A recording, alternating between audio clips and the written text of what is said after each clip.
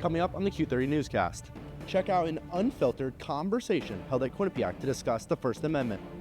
Get the info on Quinnipiac's new AI-related major and how a student-run organization is helping out the needy during the giving season. And see recent issues in the Crescent dorm building. All that and more coming up on the Q30 Newscast.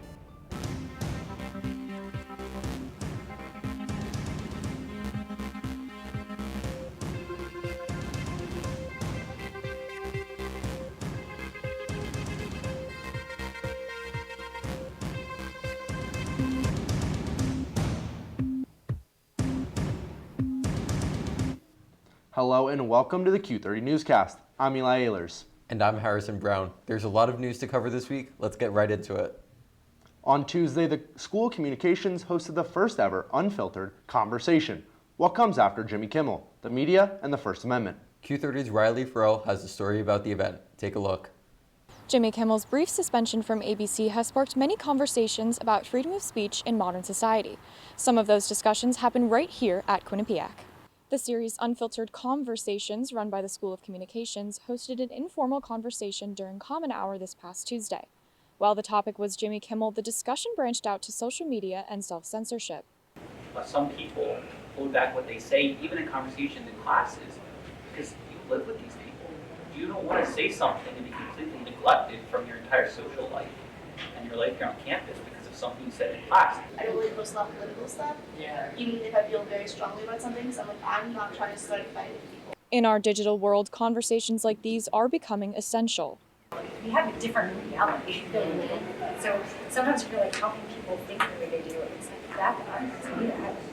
We are in different worlds. I think it's important to be able to have conversations, even if you may not agree with someone. It's not always I'm right and you're wrong, I'm left and you're right, and we can't agree. I may have a different viewpoint than you, but I can still learn from you. I may take away a point that you said that I agree with, even though, it may not be fully what I believe. There's a lot of gray area where we can learn from other people. I think it's really from a faculty perspective, our job to create spaces where we can talk about difficult issues. The issue is facilitating these kinds of conversations in a college environment. I think that there's a lot that is being offered in Common Hours and across the university. I would like to see more as really centering the marginalized, the vulnerable. But I think the issue is, how do you get students and faculty here? I think that's a serious problem. That's probably why it doesn't happen more. As much as I would love to see conversations like these happen more, is it reasonable to expect them to happen a lot? I don't know. The School of Communications hopes to bring in more participation for future events like these. Reporting from the School of Communications for Q30 News, I'm Riley Farrell.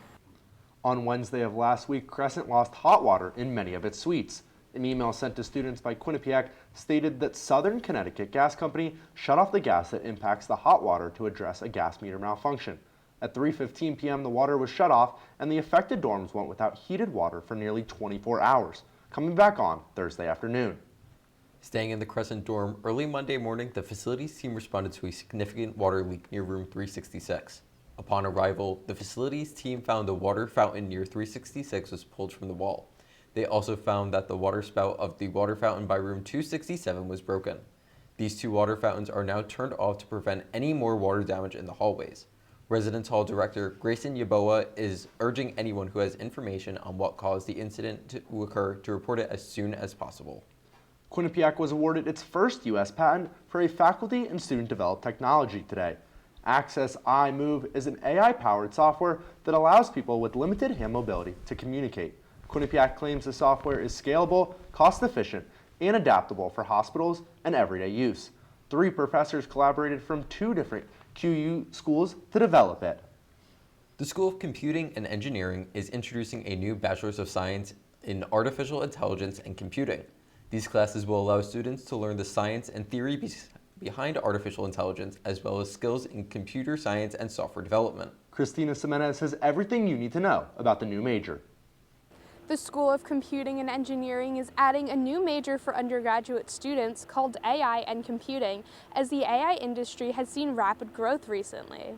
With the recent trend in sort of this notion of LLMs and things like that, there's been a concern that computer science and other computing programs sort of need to keep up with the trends.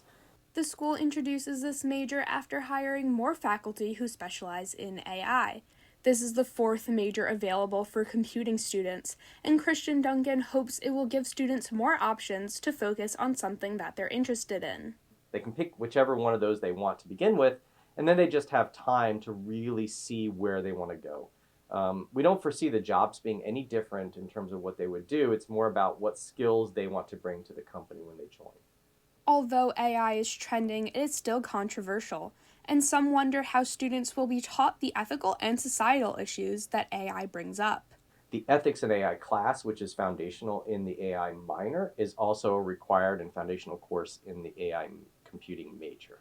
Some students also note the importance of Quinnipiac offering this major, noting that it will help the school keep up with what is being offered elsewhere. I know a lot of universities are trying to offer that and trying to move towards that, so I think it's cool that Quinnipiac's getting like an edge on it.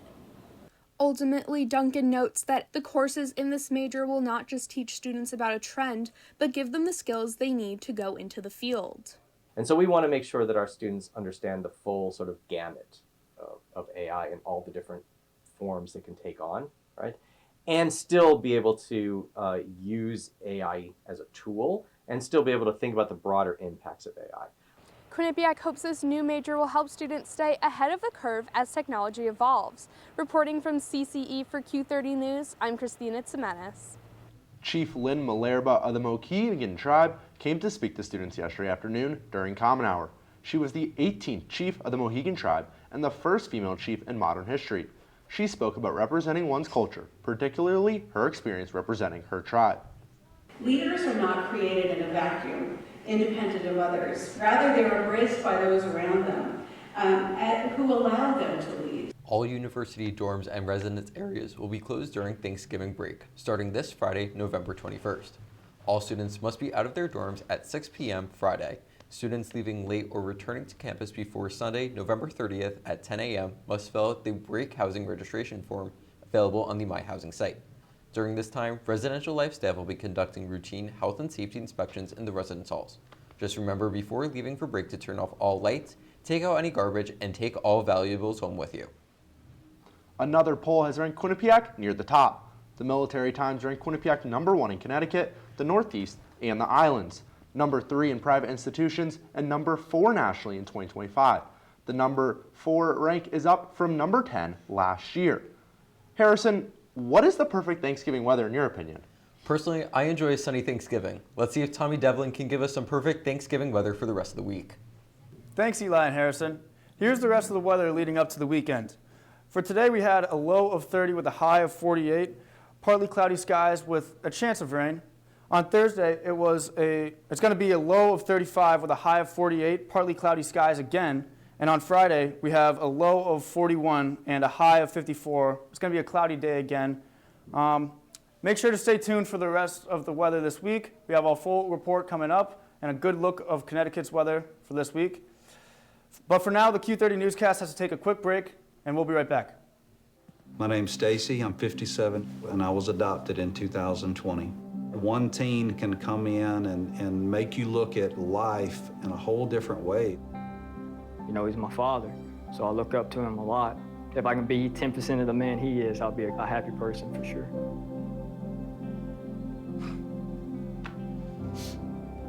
Learn about adopting a teen from foster care. You can't imagine the reward. Visit adoptuskids.org. Multiple studies have shown that marijuana can slow both driver reaction and response time, which can be really dangerous. He's here. He's here. Wait. What? I can't drive. Why? My. Oh.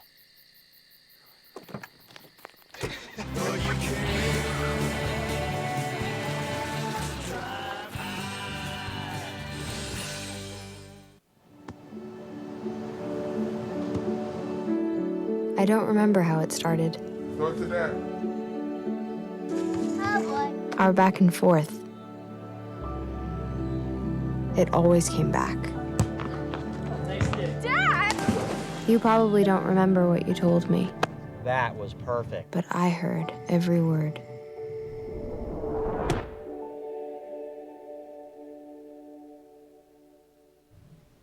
Welcome back to the Q30 Newscast. The student-run Community Action Project held events heading into the Thanksgiving break. Sophia DeBona has the story. As the holiday season approaches, Community Action Project is holding various events around campus to give back to the community. Community Action Project, or CAP, is an on-campus organization centered around helping those in need in the community. A lot of our CAP events in general, they directly serve people in the community. Overall in CAP, we help the community by giving donations such as food and clothing. This week, CAP is running a blood drive and is doing an angel tree event. It's great to contribute to whether you're helping an organization or you're directly helping to help someone in their everyday life. Both these events are great in particular because they allow you to more directly impact someone. CAP's Angel Tree event is one that is sure to spread holiday cheer. It's through the Salvation Army in New Haven, and they have families who are in need, adults, children, everyone in the family can be helped. One of our branches, they table around the campus and then they give out gift tags that are requests from children, and students will collect these tags and then they'll take them and then they'll buy the gifts that the children requested. And then we'll bring it to the Salvation Army so that they're able to have a good holiday. Students' involvement with CAP significantly impact how the events affect the community. We offer a variety of events throughout the semester. We have 5 different branches that all serve different parts of the community, and people can pick and choose whatever events they want to go to. It can definitely be a larger organization than it is right now with more student engagement, so that we're able to make the events larger and help more people. We have our last meeting of the semester the Wednesday we come back from break. It will be right here in the piazza. We'll be collecting gifts for Project Angel Tree. We'll have food, and we will also be making some tie blankets as well. This holiday, support the Quinnipiac community and beyond by participating in different CAP events. Reporting from the Student Center for Q30 News, I'm Sophia DeBona. This past Monday, the Hellenic Culture Society hosted a mini Greek festival. This event allowed students to fully immerse themselves with Greek culture. Attendees were met with traditional Greek food catered by frescoes. On the menu was Greek salad with tzatziki sauce, lamb, and gyros. Students experienced Greek traditions and music at the event. All who attended left with a ton of kefi, or Greek spirit. During Common Hour, the big event and the honors program co-hosted an event for students to assemble care packages for the holiday season. Students put together hygiene kits and warm clothing bundles in the packages that will be going to the homeless. The event was open for all students to attend. This past Friday, the Quinnipiac chapter of the American Medical Student Association and the Pre-Health Department hosted a suture clinic with the U.S. Army. Sergeant Rivera of the United States Army joined these 2 Quinnipiac groups to teach them to close wounds with sutures. Students were given practice rubber wound pads to practice closing up with sutures. This is a biannual event, and both organizations posted on Instagram about another suture clinic happening this spring. This week, a lot has been happening in the world of politics. Q30's Amari Smith has all you need to know. Thanks, guys. Here's your political update for this week. Last night, the Senate has agreed in an overwhelming vote to release the Epstein files to the public, and there won't be too long of a wait. Shortly after this agreement, the House also agreed to pass this bill as soon as it arrives in the chamber, meaning as soon as President Trump signs it, which he just signed tonight. All files will be released within the next 30 days. This bill comes after months of the files of sex offender Jeffrey Epstein and his affiliates remaining in secrecy due to President Trump's pushback. The final vote stood at 427-1, with the one sole voter against the bill being from Representative Clay Higgins, a far-right Republican from Louisiana. Higgins voices his distraught on X, quote, "What was wrong with the bill 3 months ago is still wrong today. It abandons 250 years of criminal justice procedure in America," end quote. Amidst the near unanimous decision to release the files, President Trump has pulled back his voiced opposition of the files' release. Moving south, Venezuelan leader Nicolas Maduro threatens the end of President Trump's political life as the U.S. increases pressure on Maduro. This rivalry stems from Trump's claims of Maduro being the leader of a drug cartel and therefore deploying military units to the South American country. Maduro, on the other hand, denies these claims and instead accuses the U.S. of attempting to incite a war to have control over Venezuela's oil reserves. As a result, Maduro has stated that he is willing to have a conversation with President Trump, however, it must be face-to-face. Maduro also warns Trump that ordering a military strike against Venezuela would be, quote, the biggest mistake of his life. Trump has yet to respond to Maduro's requests. And now lastly, in Texas, a federal court ruling has restricted the use of the state's redrawn U.S. House map. The redrawn map, signed by Texas Governor Greg Abbott, was to give the Republican Party a slight majority for the 2026 elections. The federal judges who ruled against this map claimed that the redrawn congressional districts would disadvantage Black and Hispanic residents. Texas filed an appeal last night to the Supreme Court, with Governor Abbott and other Republicans publicly defending this map. The redrawn map is just one of many, as President Trump has been pushing other Republican-controlled states, including Missouri, North Carolina, and Ohio, to revise their districts and add more winnable seats. And that's all I have for politics tonight. Eli and Harrison, back to you guys at the desk. Well, Harrison, I don't know about you, but I need a sip of water. Now, when the Q30 Newscast comes back, Tommy will be back in studio for the full 7-day forecast, plus a look around Connecticut. And we will be looking at what to eat and drink to prepare for the flu shot this season. Don't go anywhere. The Q30 Newscast will be right back. Do you enjoy debating Quinnipiac sports? That's all flash, no catch. She didn't net it in the back of the net. That's not even a goal. What are you doing pulling out rhymes? Pretty. That's like a crossover with a missed layup. Bobcat Breakdown is the place for you, with debate, analysis, and so much more. Mate Marinov. He is good, but oh man, is he bad. And that team is amazing. How do you not put Fairfield women's volley? Tune in to Bobcat Breakdown every Tuesday night at 9:30 p.m. on Q30TV.com/watch. Guys, we had to make a commercial for #that right now. What do we do? How long do we have? We only had 2 months to do this. We could explain that it's a pop culture news show that covers everything from movies, music, and video games. Yeah, and we can also talk about how there's pre-recorded segments that vary from reviews to in-depth discussions. We should also mention that it broadcasts live every Monday at 7 p.m. on Q30TV.com/watch. I think that covers everything. Did you guys get that down?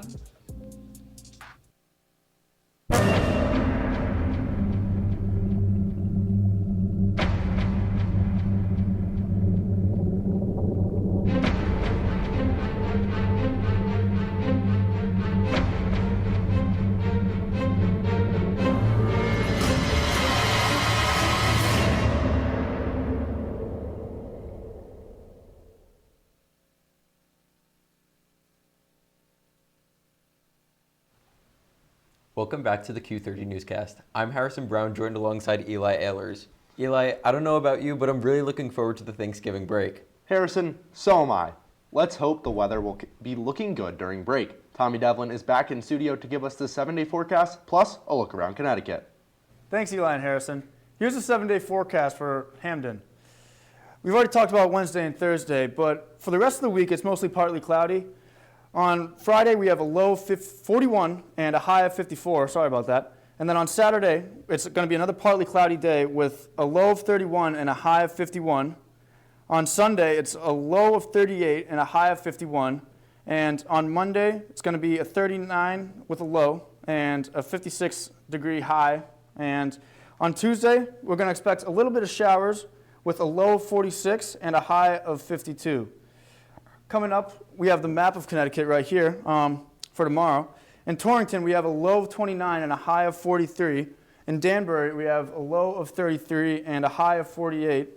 And in Stamford, we have a low of 38 with a high of 48 also. Coming up in New Haven, we have a low of 36 degrees with a high of 48. And in Hartford, we have a low of 30 with a high of 46. Norwich, we have a low of 30 with a high of 47. And in New London, we have a low of 34 and a high of 46. We're going to be expecting mostly partly cloudy weather, but that is all I have for weather tonight. Back to you guys at the desk. But I wanted to ask you one more question. What's your ideal football weather for Thanksgiving? Thanks, Tommy. Personally, I love a nice 65 degrees and sunny so I can open a window and enjoy the fall breeze. Now, when you think of the winter season, many don't think of getting your flu shot. But we have some tips and tricks to help limit the symptoms that come with the shot. For starters, make sure to stay well hydrated before getting the vaccine. It's also recommended to enjoy a healthy snack before heading in to get the shot. After the shot, have a balanced meal that covers all 5 food groups.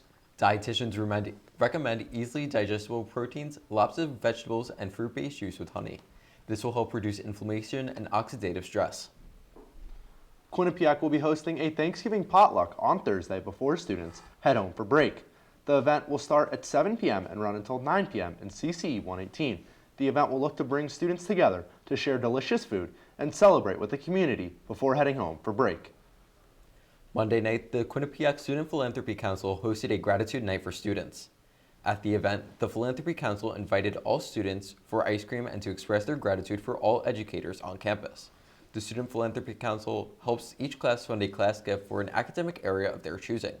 Being a part of the council allows students to invite-only events throughout the academic year. Hopefully you aren't lactose intolerant, because Quinnipiac's new cheese club will be hosting an international cheese tour. If you're a cheese enthusiast or just curious about the flavors that come with other cheese, this event is for you. It will be during Common Hour on Thursday. There will be 2 sessions for students in the School of Business 170. With holiday travel ramping up, there are new updates regarding the FAA's plans. Melissa Sheehan has everything with flight status and much more that you need to know. Good evening, and if you're traveling, there's finally some good news. After weeks of delays in packed terminals, the FAA has lifted its emergency flight reduction order as of 6 a.m. Tuesday. Those limits began November 7th to ease reduced staffing and controller burnout during the government shutdown. With staffing stabilizing, full operations can now resume, just in time for holiday travel. The FAA says it's now focusing on hiring and modernizing the air traffic system to prevent future disruptions. So if you've been refreshing your flight status every 10 minutes, you may finally catch a break. Travel experts say we could see shorter lines and fewer last-minute cancellations as early as this weekend. Turning to the Midwest, a heartbreaking case out of Indiana is raising national outrage. A homeowner has now been charged with voluntary manslaughter. The shooting happened earlier this month when 32-year-old Maria Florinda Rios Perez, a mother of 4 and house cleaner, accidentally went to the wrong address for a scheduled job. She was shot outside the home and died moments later. Prosecutors say the shooting was not justified under Indiana's Stand Your Ground laws. The suspect remains held without bail and is expected to request release later this week. Meanwhile, a political and legal battle continues as federalized National Guard members deployed to Oregon and Illinois begin heading home. Roughly 400 Guard members are scheduled to return this week, following ongoing court rulings over whether the Trump administration can federalize and relocate state guard forces. Some personnel will stay, but only for training, not security operations. Legal experts say that the fight could become a major test of federal authority and states' rights. That's your national news updates. Now back to Eli and Harrison. Eli, how do I break it to you? We have to take another commercial break, but when we come back, we will have Hayden Whitman in the studio to give you your QU Sports update. Plus, you'll see a deer that was looking to get some school lunch. We'll be right back. Guys, we had to make a commercial for hashtag that right now. What do we do? How long do we have? We only had 2 months to do this. We could explain that it's a pop culture news show that covers everything from movies, music, and video games. Yeah, and we can also talk about how there's pre-recorded segments that vary from reviews to in-depth discussions. We should also mention that it broadcasts live every Monday at 7 p.m. on Q30TV.com/watch. I think that covers everything. Did you guys get that down?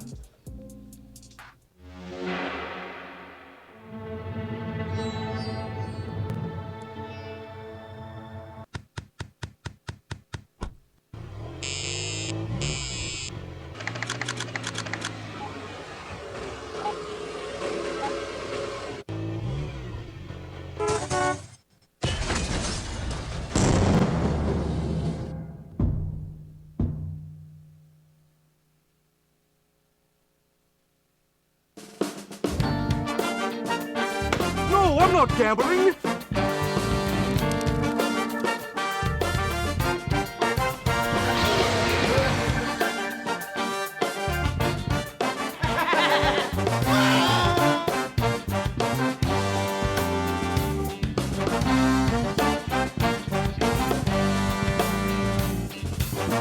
Live from the Piazza, it's Quinnipiac tonight! Welcome back to the Q30 Newscast. Singer David has come back onto the scene as a suspect in an ongoing murder investigation. Patrick Sorbero is here with all the Hollywood news. Thanks, guys. It's now time for this week's entertainment news update. Music artist David is now officially considered a suspect in the ongoing death investigation of 15-year-old Celeste Rivas. Rivas' body had been found in an impound lot in the trunk of a Tesla in September, registered to the name of David Burke, which is the real identity of the artist. Rivas had gone missing in April 2024 and had not been heard of as of May 2024. David is reportedly not cooperating with authorities on the investigation and never has been, despite what his representatives have said. David was previously not listed as a suspect in the investigation, though an LAPD source has told NBC LA that Rivas' death likely occurred in the spring and David likely was assisted in dismembering and disposing of her body. Rivas and David were reportedly in a relationship with one another prior to her disappearance. The investigation is still ongoing and no arrests have been made at this time. Staying within the music industry for our next story, singer Billie Eilish took to Instagram last Thursday to criticize billionaire Elon Musk, posting a series of stories that share ideas for the redistribution of his $470 billion wealth. The stories, which included a repost from an abortion rights access group, suggested that Musk's wealth should be used to help those in need, such as the hungry or endangered species. The final story on Eilish's page was a black screen with text that reads Musk's name paired with a series of explicit words. Musk took to X in response on Monday, writing, quote, "She's not the sharpest tool in the shed," end quote. This is not the first time Eilish has spoken out against billionaires, as she used her acceptance speech earlier this month at the WSJ Magazine Innovator Awards to criticize the upper class.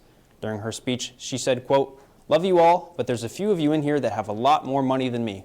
If you are a billionaire, why are you a billionaire? No hate, but give your money away, shorties," end quote. Moving on to one of gaming's top franchises, Nintendo has just released the first on-set photos from their upcoming live-action film, The Legend of Zelda. With Bo Bragason playing Princess Zelda and Evan Ainsworth playing our favorite hero in green, Link, these photos mark Nintendo's official confirmation of production beginning.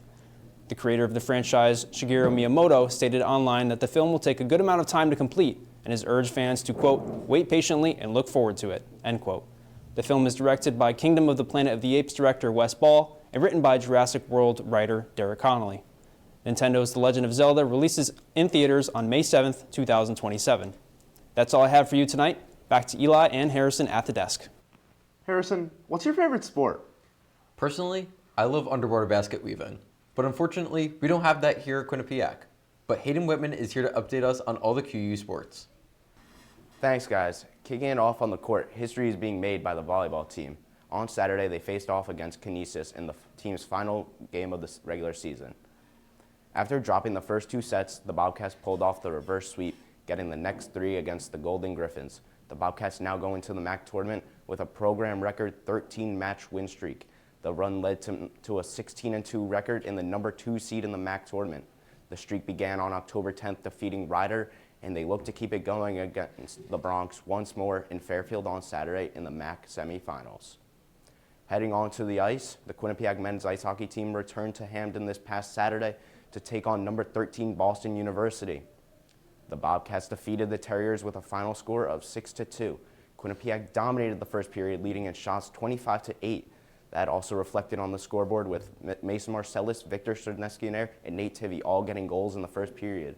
Montej Marinov also played a big role in the game, making an athletic save against Cole Eiserman at the start of the second period. This game saw 6 different goal scorers for the Bobcats, 4 of which being first years. Staying at M&T Bank Arena but switching to the court, both the men's and women's basketball seasons are underway.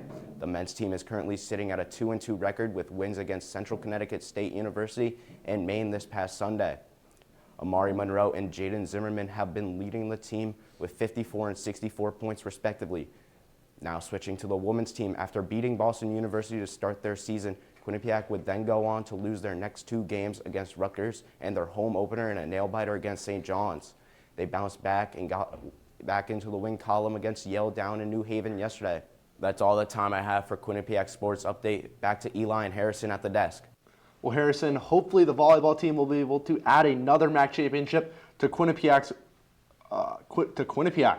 Well, unfortunately, that is all the time we have here tonight for the Q30 Newscast. We will be off air next week for Thanksgiving, but we'll be back on December 3rd. Thanks to all the producers and everyone working hard behind the scenes to make this show come to life.